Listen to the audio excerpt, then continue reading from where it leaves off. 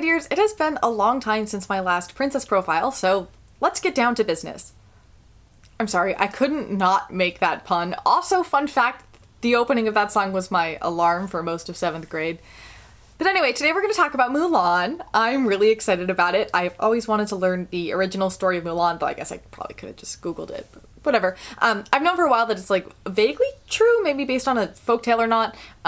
We'll learn about what that is in a hot second. But if you're new to the series, this is where we break down our favorite Disney princesses and their original stories, and we look at their actions and thought processes through the lens of autism so we can understand more portrayals and experiences of autism than cis white boy who trained do math. You know, this does not give neurotypicals the right to just go around labeling who they think could be autistic. This is the way that our community copes with having very little proper explicit representation in the media, and that is very different from trying to armchair diagnose random people. Please don't do that. That is totally not the move. If you want to know more about the origins of the all Disney princesses are autistic theory of mine, you can check out that video in the card right up here. I think it's on this side. And I'll also link the entire playlist of all of my other princess profiles in the description for you. Now, to begin with, if you are unfamiliar with the plot of Mulan, or you're a bit fuzzy on the plot because you haven't watched it since you binge watched every Disney princess movie for comfort at the beginning of the pandemic, the plot begins with the lovely Mulan running late to get ready to meet the matchmaker in order to demonstrate how she'd make a perfect wife, which would then bring honor to her family.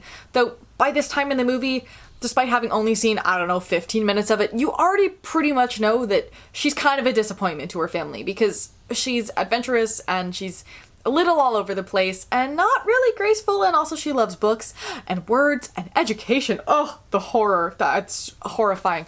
Now, anyway, she meets up with the matchmaker. She manages to do literally everything wrong, which I'm proud of her for it, honestly. She's told that she's never going to bring honor to her family, and she's kind of publicly humiliated. So then she goes home really sad, and she sings a song about wondering when her reflection will show the inner her, because right now her reflection is showing somebody else on the outside that she just simply cannot be. But then a town crier of sorts, I don't know, he appears in a village and he's like, "There is a war, and you must send one man from every household to fight."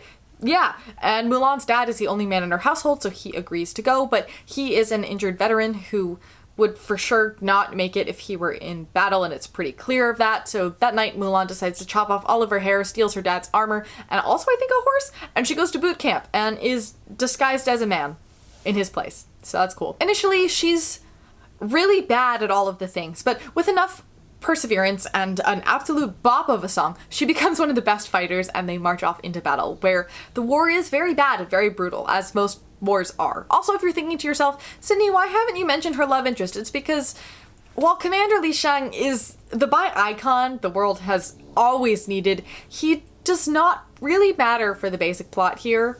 Sorry. Anyway, big battle, Mulan gets wounded. When the doctor tries to help her, he discovers she's a lady, and Li Shang knows that by law he needs to kill her, but he decides to not, out of the goodness of his heart, and instead, they just abandon her in the snow.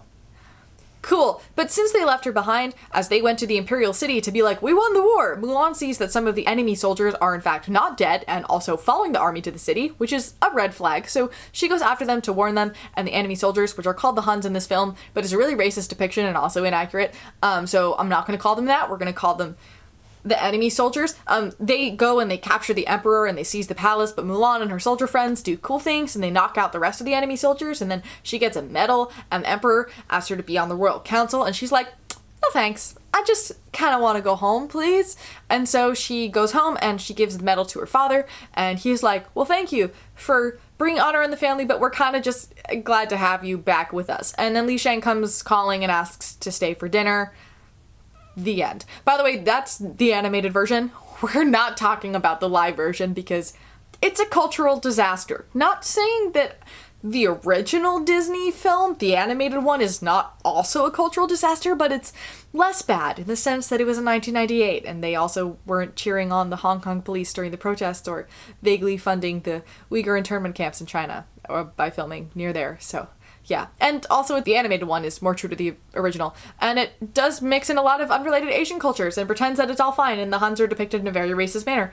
So Pick your battles, I guess. Anyway, so the first printed version of Mulan was a 62-line poem in a 12th century anthology, and it was called The Ballad of Mulan. Obviously, not in English. It is thought that the story originated in the 6th century as a folk song. In regards to where it came from, it was from the Tuoba people in northern China. The sovereign Emperor Gai in the text is referred to as a Khan, which is the term used for Mongol emperor. So we know this was a time when the Tuoba people were under Mongol rule, which makes sense because Mongols were actually very feminist, so it would check out that they would have a folk story about a kick-butt lady. Now, in regards to the name Mulan, in more modern-day Chinese, it is a very feminine name, but considering the fact that she kept her name throughout her decade-ish in the army in this story and nobody blinked twice, it seems like Mulan was probably a masculine name in the original Tuoban language, and the war in the story is probably the 5th century war between the Tuoba and the Roran people. I hope I pronounced that right. So if she was a real person, she would have lived in the 5th century. However, there is absolutely no evidence to confirm or deny that she was a real person, so we'll probably never know, but in all likelihood, it's just legend. The original story obviously has less plot points than the Disney film adaptation because it's only 62 lines long, but basically at the beginning she is supposed to be working on her weaving and women's work, but she can't because she's very upset that her father has to go to war and there's nobody to go in his place. She does have an older sister and a younger brother rather than being an only child like she was in the film, but the brother is too young to fight and women cannot fight, but she decides to disguise herself as a man, so she goes to the market to get some supplies, and then she leaves at dawn to meet up with the troops. It's very unclear if there is a training camp. It doesn't seem like it, but also there's not much text, and I would assume logistically there'd have to be a training camp. Anyway, she fought in a lot of battles and was seen as a super elegant and intelligent soldier, and 10 years after she went off to war, or 12 years, they'd won, and she went to meet the Khan, who says to Mulan, "What do you wish for?" And she's like, "The fastest horse to take me home, please." And her wish is granted, so she brings a bunch of her soldier friends home with her, and when she gets home, she puts on her lady clothes so that she can be with them as her true, authentic self, and they're like, "Whoa, we've known you for 12 years, and we had no idea that you were a lady." But they're super chill with it, and then there's like a little verse about how you can tell the difference between a doe and a stag, but when you see two bunnies side by side, it's really hard to know which gender is which. And that's the story. If you want to read the full thing, it takes maybe 5 minutes. I will link the English translation that I read in the description for you if you want to check that out. I thought it was kind of fun. Now, since this story, there have been tons and tons of adaptations on stage and in books and films and music, etc. It's everywhere, and every single one of them has kind of changed the message and the plot points and all of that a little bit in order to support whatever the political needs of the time and location were. And who knows how much of the ballad changed for the same purposes between the 6th and 12th century when it was written down. Also, the tune that it was typically sung to has been lost to time, and I want to know it. So that's sad. But anyway, let's analyze this. So when it comes to the original text, there is so little information about how she experiences the world or tone, as she didn't, it's not like nothing is really from her point of view or anything else that really gives you clues about how she interacts with the world. So you can kind of slap whatever identifiers onto her that you want and argue it because there's nothing to work with to prove you wrong or correct. So, you know, we're not going to do that. When it comes to the animated Disney version, there had already been around 10 or 11 princess movies, depending on what you categorize as a princess, that had come out before Mulan's release in 1998, most of which were pretty autistic in their original tales before they were Disney-fied, which then amplified them in the film. So every princess afterwards was kind of created in that same image, and therefore they're all autistic. We've spoken about this before, and basically that is why we have a lot of autistic stuff to talk about with Mulan. It has nothing to do with the original story.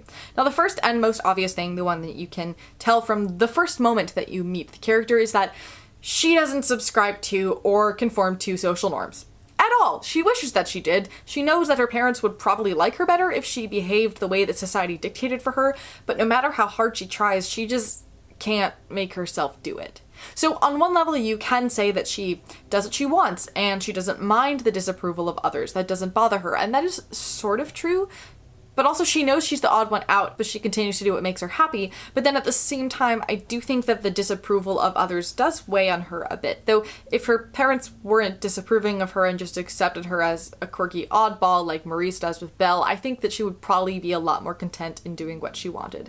Because Reflection is literally just a song about how masking and pretending to be somebody she's not in order to please others is draining and diminishing her own sense of self. The song could also very much be a metaphor for being trans. That is also a discussion to be had, and could also be about how she's therefore unable to fill cultural gender norms laid out for her by being trans. But either way, the main message here is she's masking to be somebody she's not to fulfill cultural norms that she simply cannot fulfill. And also, trans people are 6 times more likely to be autistic than the average population, so I would consider it to be a pretty safe overlap if it was supposed to be one or the other. I think it very much could be both. But rather than her housewife things, she is drawn to letters and numbers and learning and all of these things, and she's also incredibly innovative, most notably with her beautiful invention of convincing her dog to chase the bone on the stick in order to feed all the chickens, which when I was fostering my service dog puppy and he couldn't walk across campus to get to class because he would get too distracted, I really thought about making one of those several times just to get him to move. Anyway, speaking of animals, she prefers animal contact to human contact several times over. And last but not least, she is very driven by a strong moral compass. She believes in what's right and what's wrong, and she's going to do whatever she needs in order to make things right. Like dressing up as a boy and going to war in her ailing father's place. But yeah, there you go. That's kind of all I have on our friend Mulan. I would love to hear what you think in the comments. Also, please let me know what princess you want me to review next, because I currently have none lined up, but I'm thinking about Rapunzel. Let me know what you think. As always, thank you for listening. Thank you for learning. Remember, it is never too late to start over. And I look forward to seeing you, my dear, in the next one.